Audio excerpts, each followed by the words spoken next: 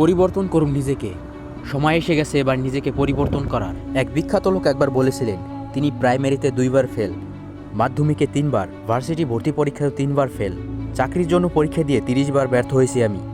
চীনে যখন KFC আসে তখন 24 জন চাকরির জন্য আবেদন করেন, এর মধ্যে 23 জনের চাকরি হয়, শুধু একজন বাদ পড়েন, সেই একজনই আমি।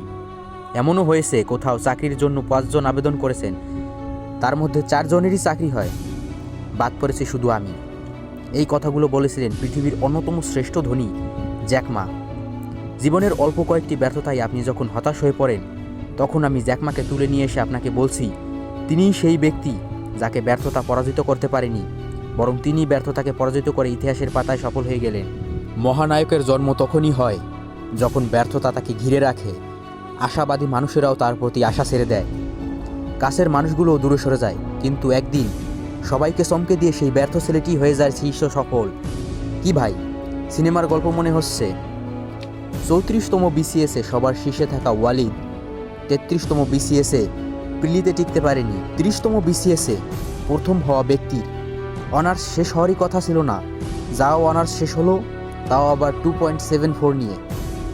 তার ভাষ্যমতে তাকে নিয়ে এরপর আর কেউ স্বপ্ন দেখেনি, অথচ সেই ব্যক্তিটি BCS এ আজ একম হয়ে অন্যদের স্বপ্ন দেখায়। এভাবে অনেক মহানায়কের জন্ম হয়েছে ব্যর্থতার সিঁড়ি বেয়ে। শুধু তাই নয়, অনার্স পড়তে না পারা যে ডিগ্রি পাশ করা জনাব আব্দুল আউয়াল 29তম BCS এ একম হয়ে দেখিয়ে দিল। সফল হওয়ার জন্য নামিদামি ভার্সিটি না, নামিদামি সাবজেক্ট নয়, একটা স্ট্রং স্বপ্ন দরকার। গর্ভবতী সুপর্ণা আগের রাতে সন্তান জন্ম দিয়ে পরের দিন আবার লিখিত পরীক্ষায় অংশগ্রহণ করে 35তম BCS এ কোয়ালিফাই হতে পেরেছিলেন।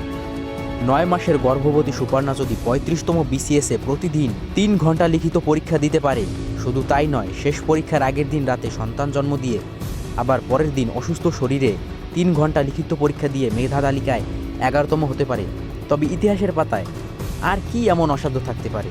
এখানে BCS এ আবেদন করেই অনেকে লিখিত পরীক্ষা দেওয়ার সাহস পায় না, সেখানে সুপর্ণা আগের দিন সন্তান জন্ম দিয়ে পরের দিন 3 ঘন্টার পরীক্ষা দিয়ে জাতীয় মেধা তালিকায় 11তম হয়ে যায়।